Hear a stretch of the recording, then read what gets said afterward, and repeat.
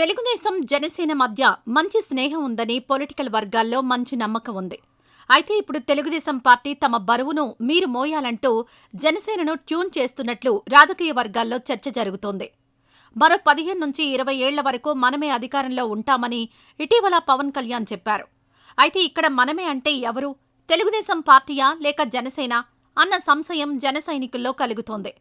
పవన్ ప్రకటనను వారు భిన్నంగా చూస్తున్నారు.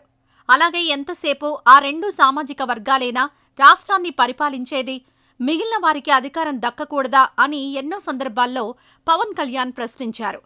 దీంతో తమ సామాజిక వర్గానికి చెందిన పవన్ కళ్యాణ్ను సీఎంగా చూడాలని కాపుల్లో బలమైన ఆకాంక్ష ఆవిర్భవించింది. ఈ దఫా చంద్రబాబు నాయుడికి రాజకీయంగా మద్దతిస్తే ఆ తర్వాత పవన్ను సీఎం చేయడానికి టీడీపీ అండగా నిలుస్తుందని కాపులు ఆశించారు. కానీ పవన్ మనసులో మాట మరోలా ఉందని కాపులు పసిగట్టలేకపోయారు. చంద్రబాబు తర్వాత ఆయన రాజకీయ వారసుడు లోకేష్ను మోసేందుకు జనసేన కార్యకర్తలు, నాయకులు సిద్ధం కావాలని ఆయన స్పష్టమైన సందేశం ఇచ్చారు.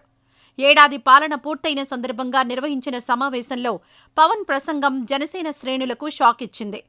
ఇకపై పవన్ను సీఎంగా చూడాలన్న ఆకాంక్షను చంపేసుకోవాల్సిందే అని వాళ్లు ఒక నిర్ణయానికి రావాల్సిన పరిస్థితి.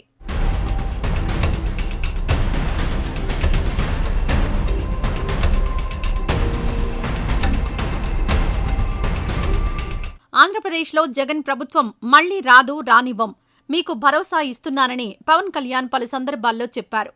చాలామందికి ఒక ఆలోచన ఉండొచ్చని, మళ్లీ వైసీపీ ప్రభుత్వం వస్తుందేమోనని, ఒకవేళ వస్తే ఏమవుతుందో అన్న భయాలే అక్కర్లేదన్నారు. కూటమి ప్రభుత్వం మరో 15 నుంచి 20 ఏళ్లు అధికారంలో ఉండాలని మేము మాట్లాడుకున్నామని చెప్పారు. ఈ ఐక్యత చెడగొట్టే పరిస్థితిలో నేను లేనని, మేము ఎవరూ లేవని పవన్ కళ్యాణ్ తేల్చి చెప్పారు. తన పార్టీని ఎలా నడపాలనేది ఆయన ఇష్టమని, తామెలా నడుచుకోవాలనేది ఆయన అభిమానుల ఇష్టమని, ఇంకా 15 నుంచి 20 ఏళ్ల పాటు తాము కలిసే ఉంటామని, అధికారం తమదే అని ఆయన అనడం విశేషం. కూటమిగా కలిసి ఉంటే అధికారం ఖాయమనే నమ్మకంతో పవన్ ఉన్నారు. ఐక్యత చెడగొట్టే పరిస్థితిలో తాను లేనని చెప్పడం ద్వారా టీడీపీని మోస్తూనే ఉంటానని ఆయన బహిరంగంగానే చెప్పారు.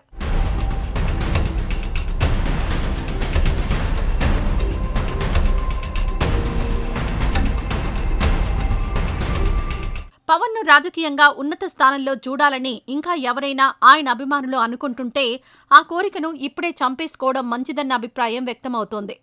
ఇంకెన్నేళ్లైనా డిప్యూటీ సీఎం స్థాయికి మించి పవన్ ఎదిగే అవకాశం లేదని తనకు తానుగా పవన్ చెప్పినట్లయింది. బాబును మాత్రమే కాదు, ఆయన వారసుడైన చినబాబును రాజకీయంగా భుజాలపై మోయడానికి తాను ముందే ఒప్పందం కుదుర్చుకున్నట్టు చెప్పకనే చెప్పారు. ఇక నిర్ణయించుకోవాల్సింది పవన్ అభిమానులు, జన సైనికులే. ఎందుకంటే ఎక్కడైనా ఒక రాజకీయ పార్టీ అధ్యక్షుడు తాను సీఎం కావాలనో, మరేదైనా ఉన్నత పదవిని అలంకరించాలనో కోరుకుంటారు.